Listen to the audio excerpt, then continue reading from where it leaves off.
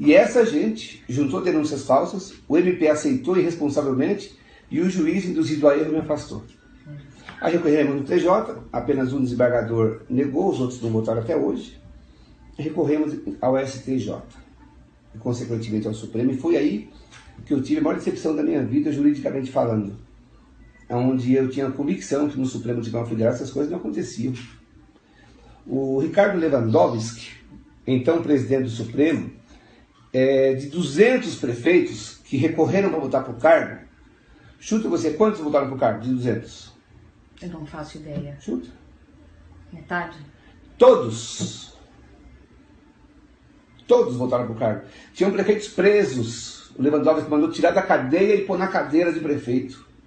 Então quando eu recorri, falei, poxa, eu vou voltar para a minha cadeira. Eu vou voltar a ter o meu direito de exercer meu mandato, porque eu fui eleito democraticamente. O Lewandowski manda todos voltarem sob o seguinte argumento. Dano irreparável.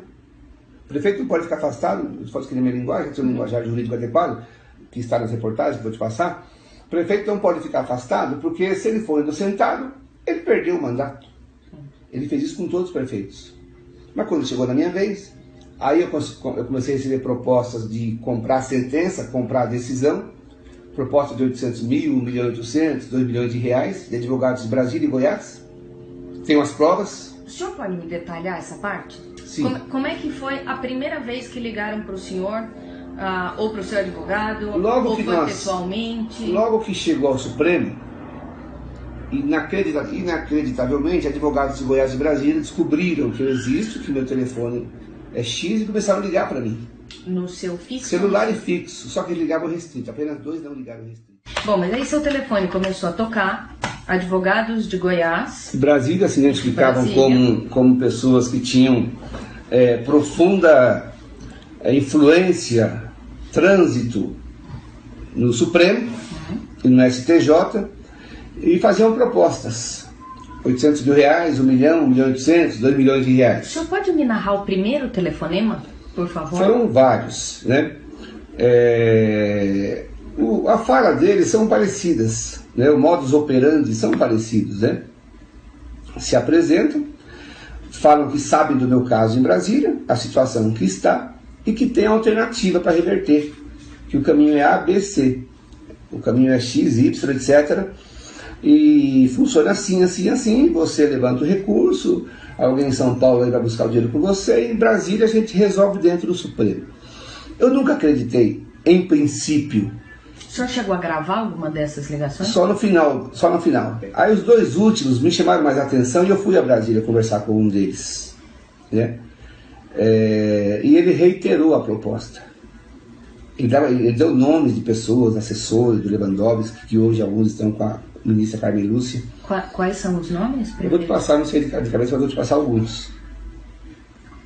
E fez a mesma proposta, 1 milhão e 800 mil, 2 milhões de reais, que resolveria a parada. Eu não paguei, claro, óbvio que eu não paguei. E a minha liminar, SL 1001, foi negada. Inacreditavelmente negado depois dele retornar todos os prefeitos ao cargo. Quantos dias depois dessa conversa? Uns 15 dias aproximadamente, eu não sei precisar exatamente.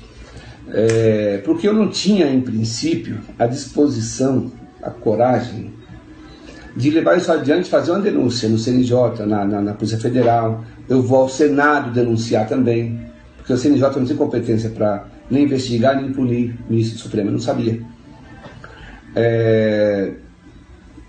E ao ser indeferida a minha liminar, aí começou a me causar uma revolta muito grande.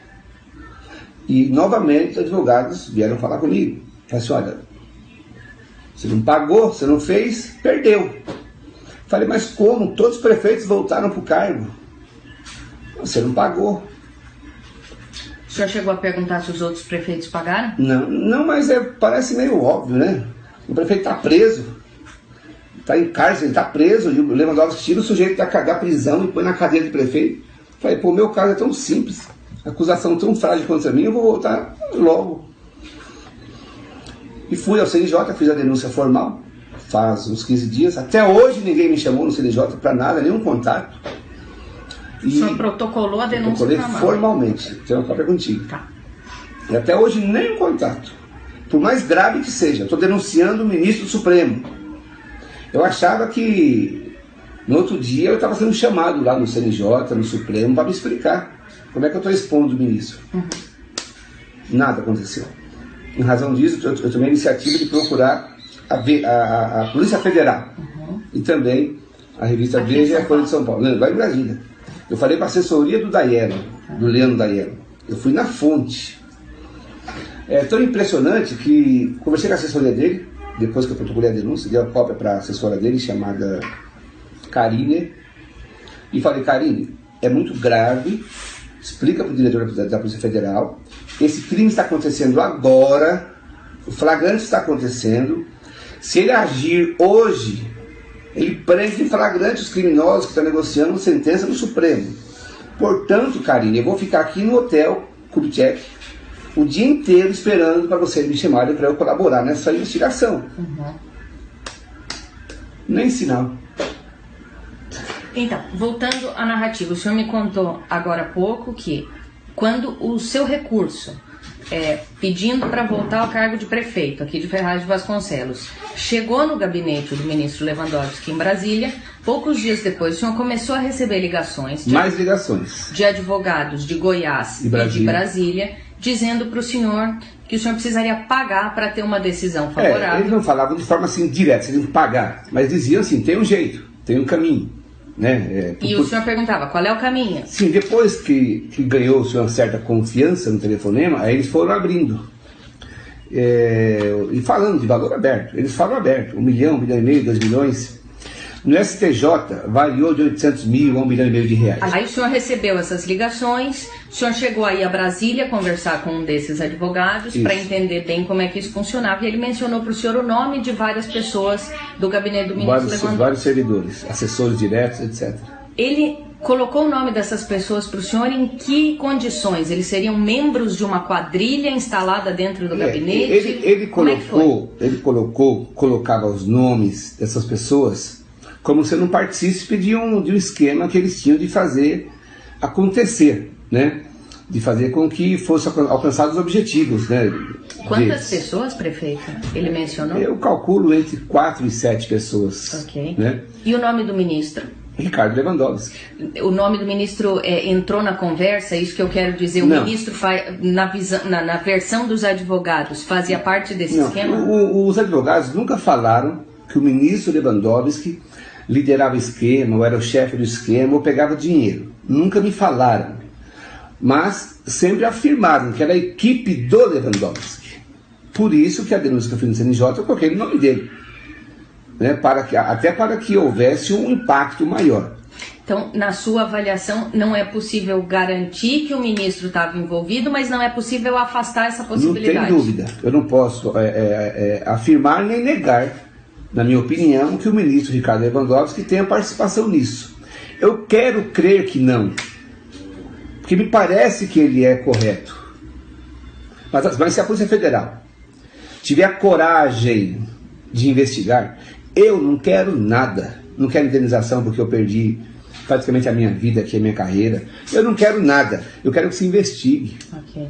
Quando a liminar foi negada para o senhor, a mesma liminar que em situações semelhantes já havia sido concedida para uma série de outros prefeitos, o senhor disse que os advogados continuaram, voltaram a te ligar. Voltaram para fazer o agravo.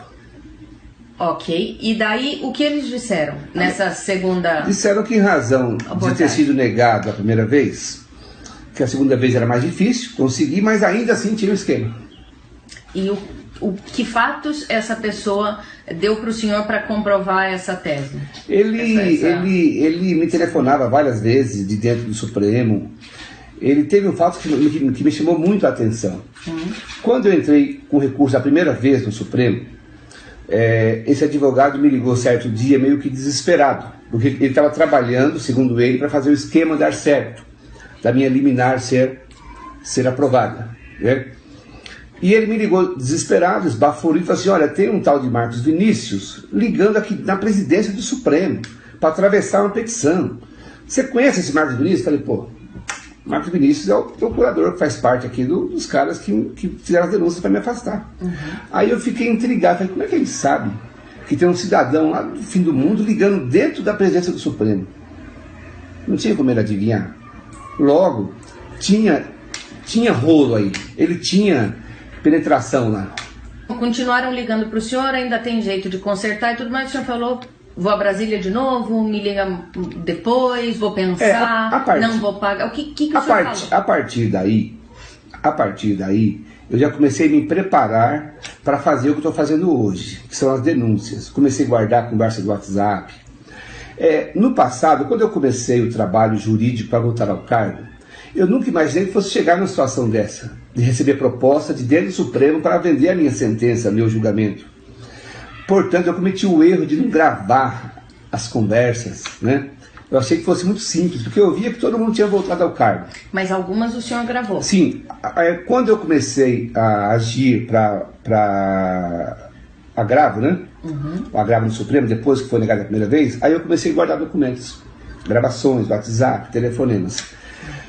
O que eu tenho, se a Polícia Federal, repito, se tiver coragem de investigar, se a ministra Carmen Lúcia tiver a coragem de permitir a investigação dentro do Supremo, o que eu tenho é o suficiente para puxar o novelo, como é que fala?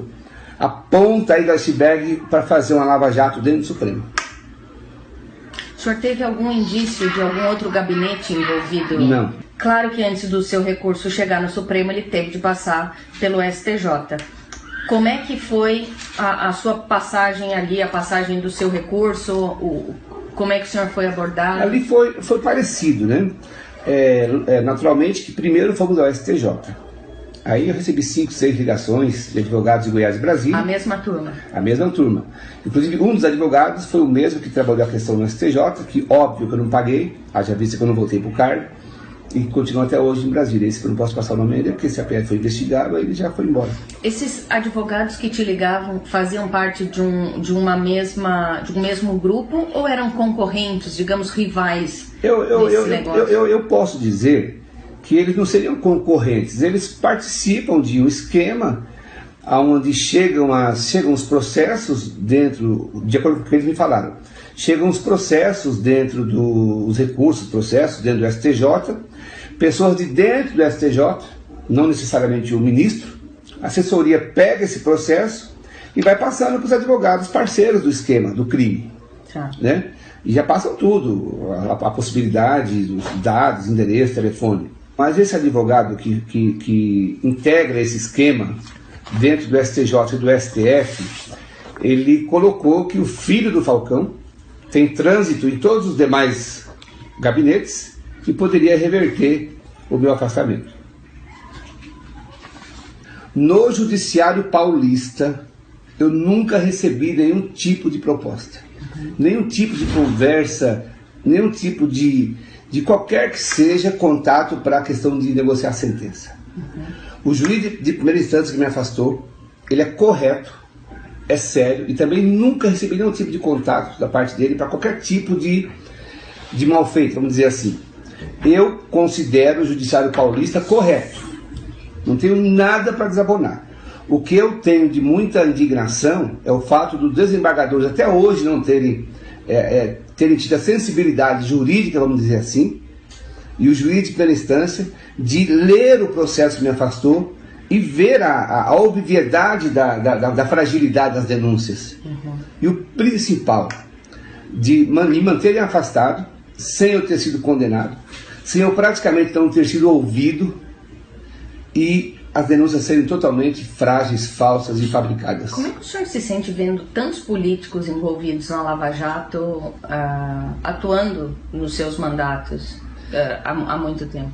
Isso faz parte, isso tudo, na minha opinião, faz parte de todo um sistema apodrecido e corrompido do Brasil, que a sociedade fala político tal, político, política.